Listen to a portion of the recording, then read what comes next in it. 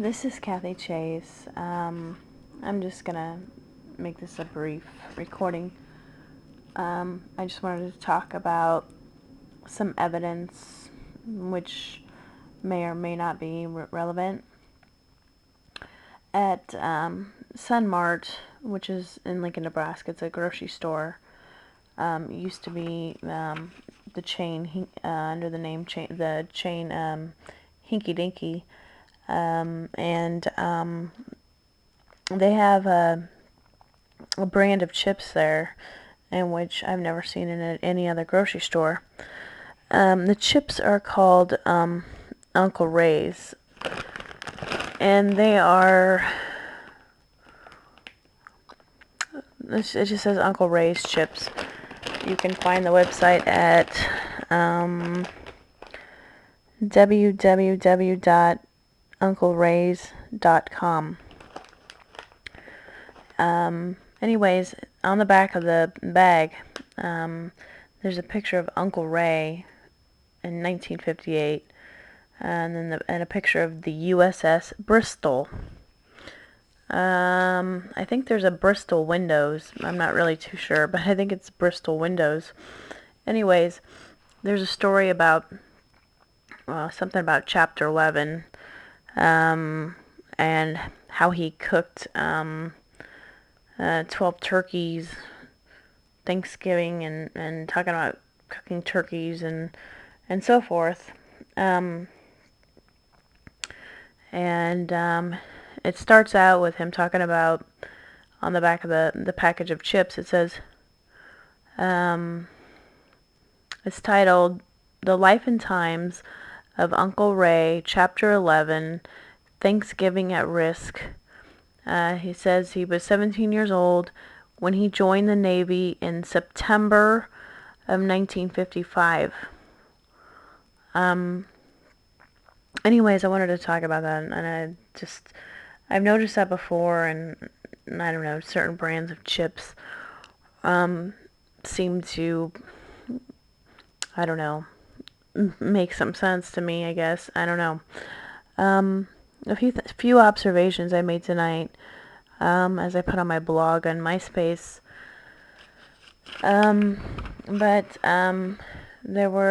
There's a few more I'd like to go over again.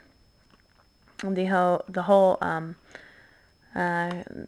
axe thing with woodmen, chopping down forests and that sort of thing, and then there's the Woodman building in Omaha, and then there is Woods Park, which is on 33rd and O Street. There is something I wanted to talk about. I was watching TV tonight, and it wasn't a very good signal, and I noticed there was some snow. That's what they call it when a picture's not very it's not clear and it's a little dotted. They call that snow. Television people know this. What you hook up to your televisions is called coaxial cable. Everybody knows that. Everything now, whether it's television and telephone, I believe it's television and telephone, I think in recent 10-15 years, I think they now have laid new fiber optic cables nationwide. Fiber optics. Optics, as you know, is like an optician is somebody who does your glasses or whatever, contacts and so forth. As far as, my favorite color being cobalt blue, I made some realizations tonight. There was reasons for that. I mean, blue is obviously in psychology books, they'll tell you blue is the easiest color on the eyes. Red is the hardest color on the eyes to see. It's just harder on the eyes. It's just I don't know how to describe it. People probably understand what I'm talking about, but anyways, a black light, which is used for plants, particularly people who grow with grow operations with marijuana. They'll use black lights. And anyways, grow operations as far as like marijuana, Mary Jane. There's so many slang terms for pot or hemp or and so forth. There's a magazine called High Times, and it's HIGH, the same street. High Times magazine. I don't know when it was established exactly, but that's kind of something I wanted to note. There's lots of people who are born on the 20th day of the month, obviously, in the world every time the 20th rolls around. And the whole 420 thing that was established around Woodstock in the 60s, revolving around John Lennon and Give Peace a Chance and all the Make Love Not War, that sort of thing. 420 around that time, the international time of 420 was established in the 60s, and that's where they're getting a lot of this from, and I've talked about that before. In my blog tonight, there were some extremely important notes on MySpace, and I wanted to make that clear to people that I live in Lincoln, Nebraska. There are a lot of landmarks, companies, and such here, in which if you put two and two together, you will get what's happened to me in my life and the whole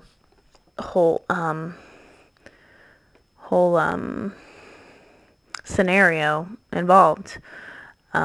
I talked about the Goodyear plant here in Lincoln, Nebraska, and so forth, and the Goodyear blimp and blimps going over football stadiums and so forth. And so that's very relevant. There's a song I'm going to look up which might be pretty relevant, and I'm not really sure what it is yet. I keep getting new information. As I said, I'm not sure where it's coming from, but I keep getting new information. As everybody knows, I talked about the toe thing, my foot, and then I said, toe, as in, the ball of my foot, Times Square on New Year's Eve, the ball drops. The stitches in my foot are on the ball of my foot. You've got the heel, and then you've got the arch of your foot. You've got 5 toes. This little piggy went to the market. This little piggy stayed home. This little piggy ate roast beef. This little piggy had none. This little piggy went wee, wee, wee all the way home. Okay? And you can take that sideways and you can get a lot from it. And any stories revolving around like the Big Bad Wolf or with the 3 little pigs and Little Red Riding Hood, Richard Scarry books had pigs in them, and so forth. I guess this kind of happened to my foot because of my grandfather's name or whatever, but I'm not really totally sure, just because his name was Wilbur, and then you have Charlotte's Web, where Charlotte's Web, you have the spider that put words in the web to try to save the pig's life. Okay. Well, I discussed the ham radio thing and so forth, and in relation to RFID, and I'm not a ham radio. I'm not a 10-4 over and out. The whole lingo of or the whole the handles, they call it handles, and ham radio, where you have certain language. And there's been a lot of different codes and languages encrypted into my scenario as I've uncovered it for the past 30 years. There's Spanish numbers, a few Spanish words, and I would go back as far as the 70s with Sesame Street, or 70s with Sesame Street. Sorry, Sesame Street. You pick up a few words, and then the numbers, and then there's the letters of the alphabet. There's the numbers of the teeth. And I talked about the buck teeth thing. I talked about teachers at different schools. There was a Mrs. Green in the 4th grade at Zeman. There was so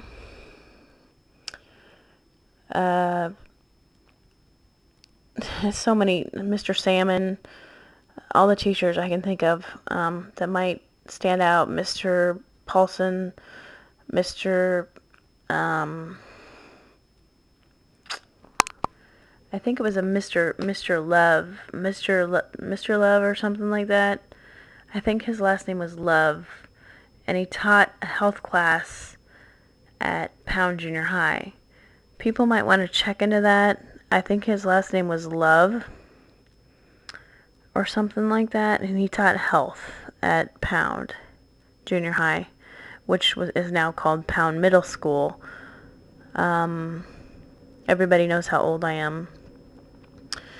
I'm going to skip around a little bit here. But yeah, there's a lot of teachers. Mrs. Stamper, she was at Zeman Elementary School. I don't really remember. I just remember the name. There's a lot of Mrs. Smiths, Mrs. Walker. I do know Rob's mother. I don't remember her there, but he said she worked in the library. Nancy Chase, she helped out in the library there at Zeman.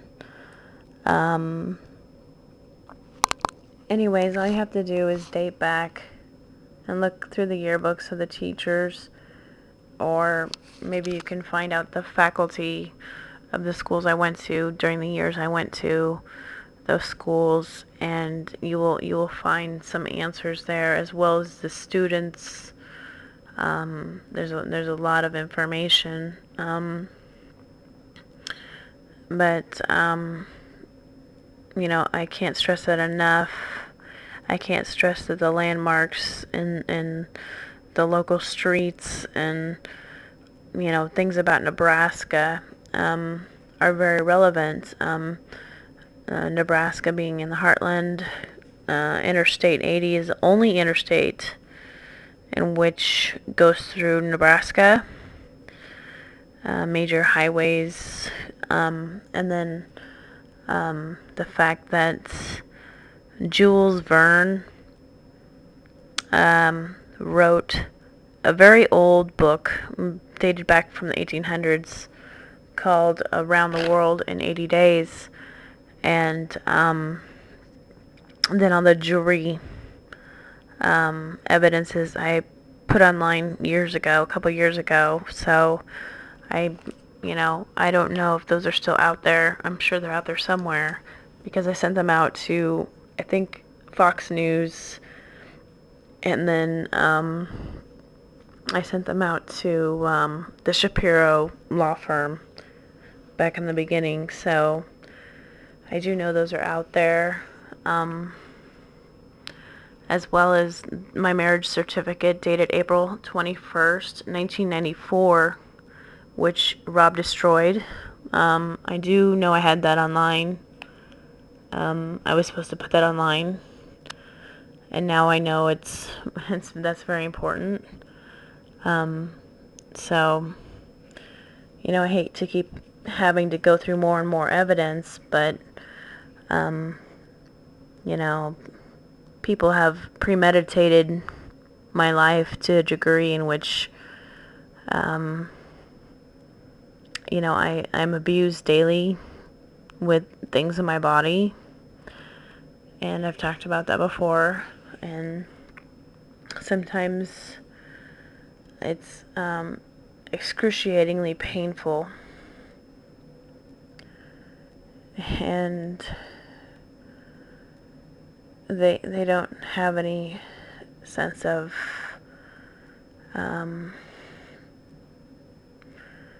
compassion or have a conscience. They don't have a conscience, and so I keep providing more and more evidence. There's a great deal of evidence I put on my blogs tonight, and I probably have 6-7 pages of blogs, and the older they are, the less I've checked them. I mean, I haven't been back to my first blogs for, months and months, so I'm sure they've been messed with.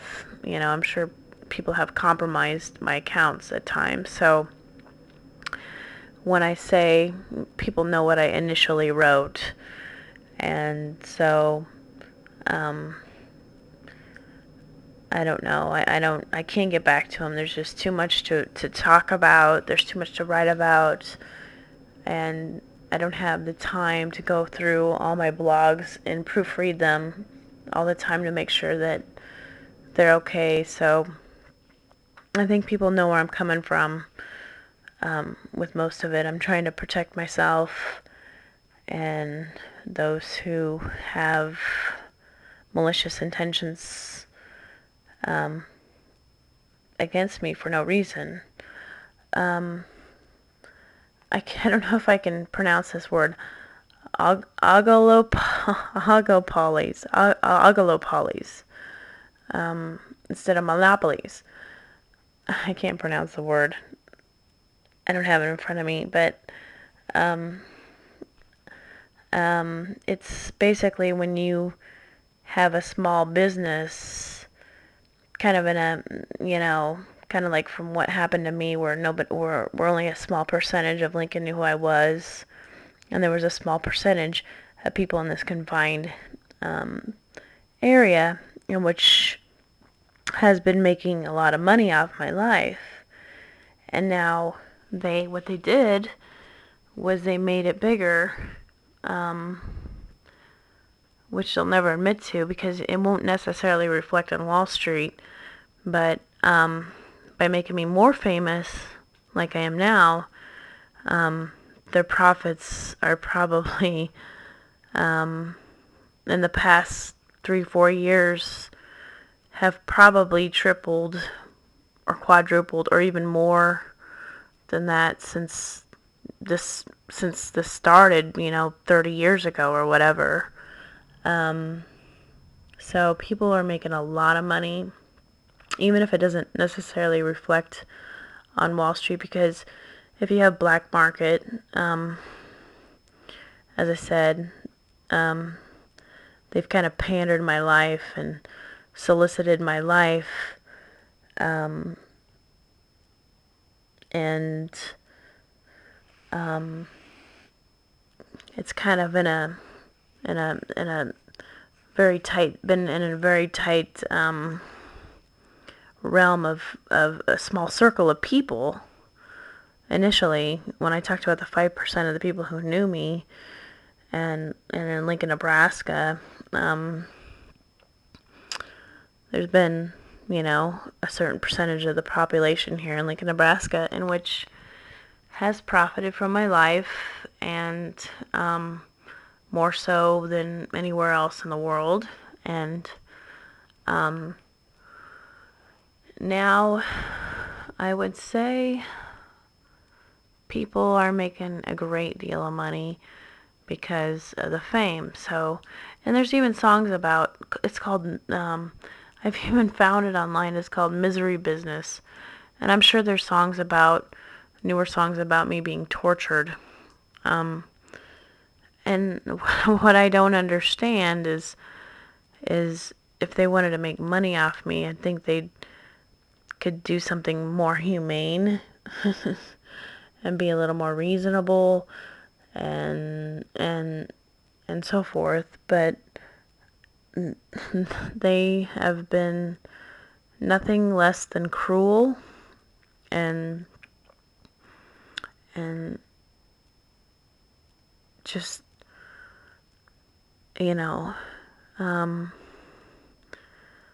there was daily abuse. There's been daily abuses with the pacemaker for the most part. The last few days there hasn't been. It's been mostly in my shoulders. Sometimes it feels like, there's burning in my shoulders, or it feels like somebody's driving nails into my collarbone. It's excruciatingly painful. And they send pains to my shoulder blades. Like that's supposed to mean something. Shoulder, I don't know where shoulder comes from. Seatbelts or Hitler belts or,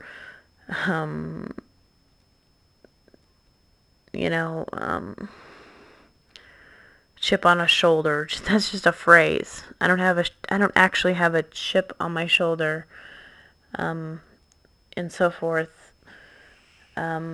So, whatever they're doing, I presume via RFID, it's extremely painful, and they've even started putting my, once in a while they'll put my right arm asleep like they're doing now while I'm talking. And,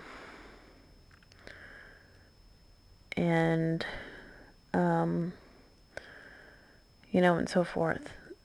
There's things that happen to my body that never happened until recent years, and some of the stuff I've adapted to, as far as like, which some people would never adapt to, such as the particular one of the pieces of RFID they put in my body. They have hooked up to police scanners or something. I believe it's a police scanner in which sends constant ambulance and sirens and that type of signals. And it's not everywhere I go. They have somebody wherever I'm living at the time, with some type of amplifier in which sends out this signal, and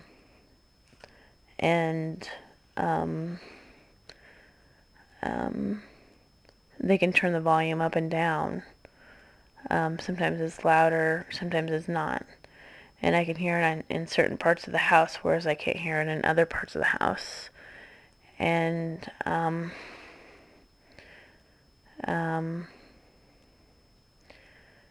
it's not normal, I never had it until after I had autumn. I've never ever had it before.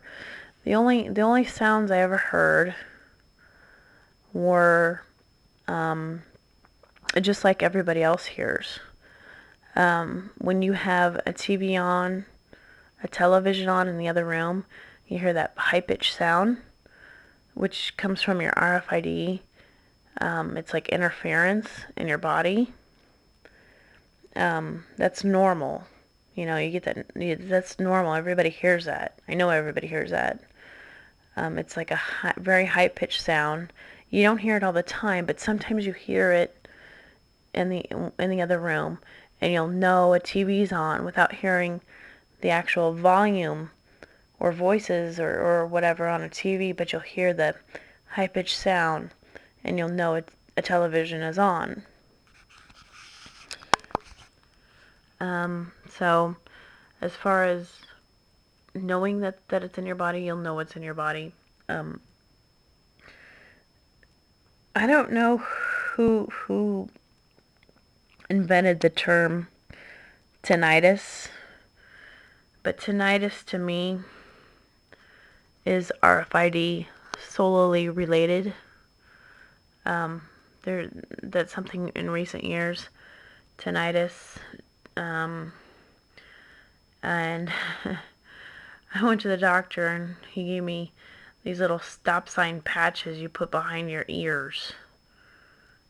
This is like a bunch of crap.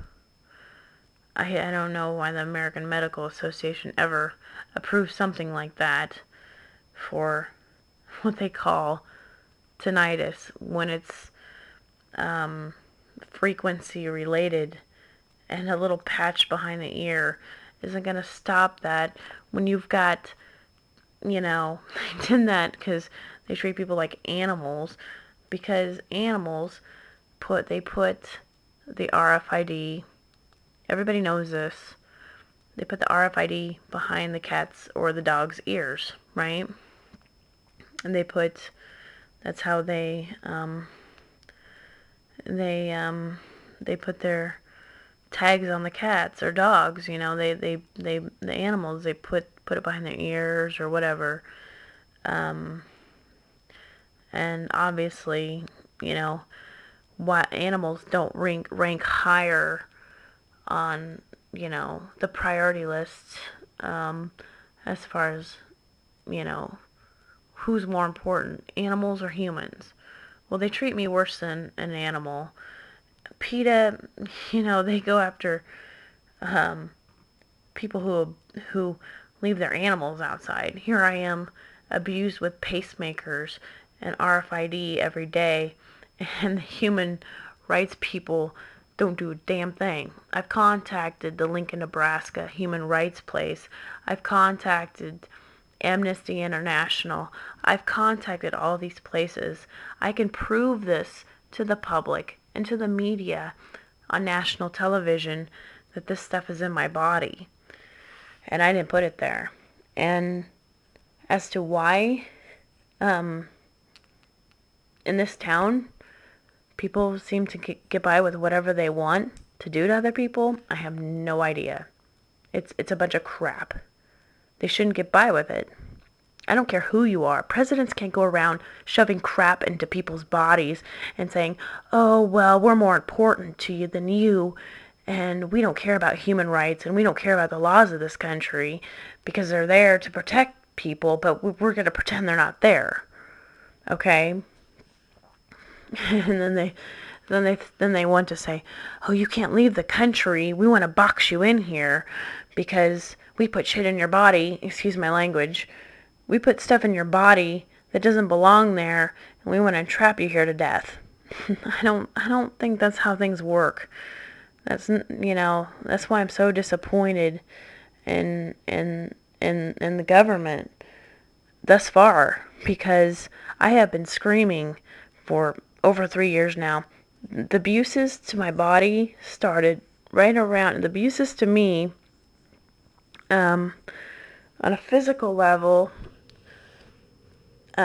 first time I was poisoned was when Barack Obama was running for office.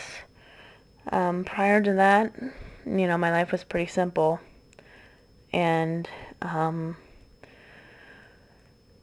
it was the year he was running for president. I was poisoned. I'm not going to say the name because I shouldn't have to, but it was somebody who pretended to be my friend for 20 years. And then I think there was one other incident after that, and then the night before inauguration, I had some tea with some sugar, and then I went by ambulance at about 3 a.m. in the morning.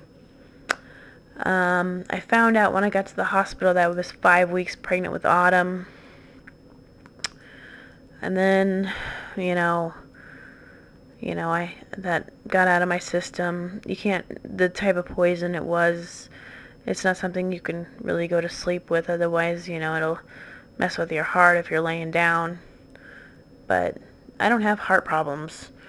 And I haven't been poisoned recently because I'm too careful with what I eat and drink now. Now it's been, since I had Autumn, it's been the pacemaker. My survival skills have reached a very high peak. There's nothing I can do about a pacemaker in my chest. A dual lead pacemaker in which has leads on both my right and my left side of my chest, in which both I've felt both sides, and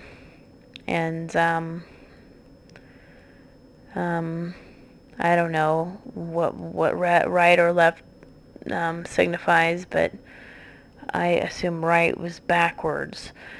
My left foot. The chip on my left foot. Everybody knows about the left side of my body and the things that have happened to my left side of my body. Well, on the left side of your body is where your heart is. That's where everybody's heart is at. If you are right-handed, then you are left-brained. If you are left-handed, you are right-brained, which means it's just how people think. It's psychology. It's just factual medical, factual medical,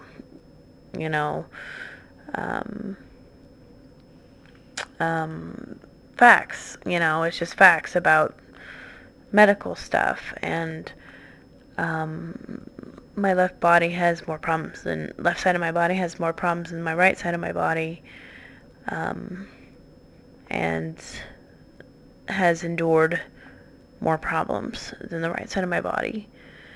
The chip from when I was little was put in my left hand, I'm sure, and then that's how the foot thing came along. But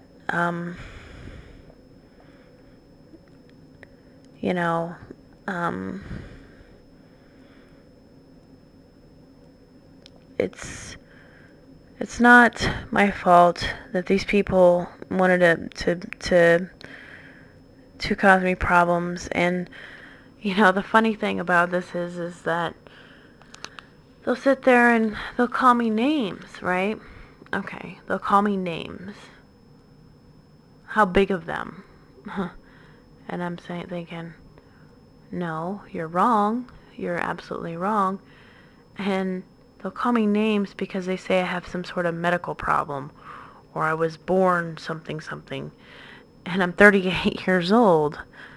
And where do you suddenly come up with this so-called scenario?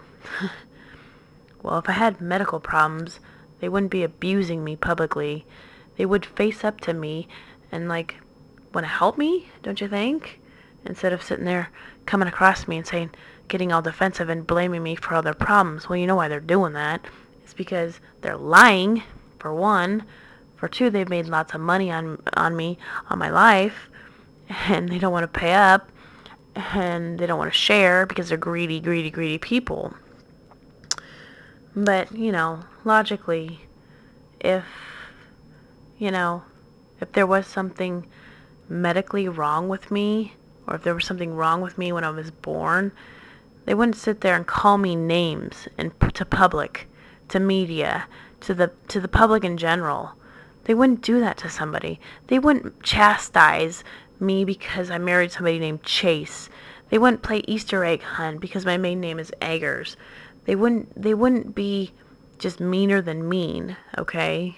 They're just horrible, horrible people who are greedy and power hungry, and all they think about is themselves. And, um, you know, it's common sense. If there was something physically wrong with me, if there was something medically really wrong with me, then they would be nice to me. Correct? Right? If you see somebody with cancer, would you sit there and call them names or or or abuse them? You know? No, no, no, no. No, you don't.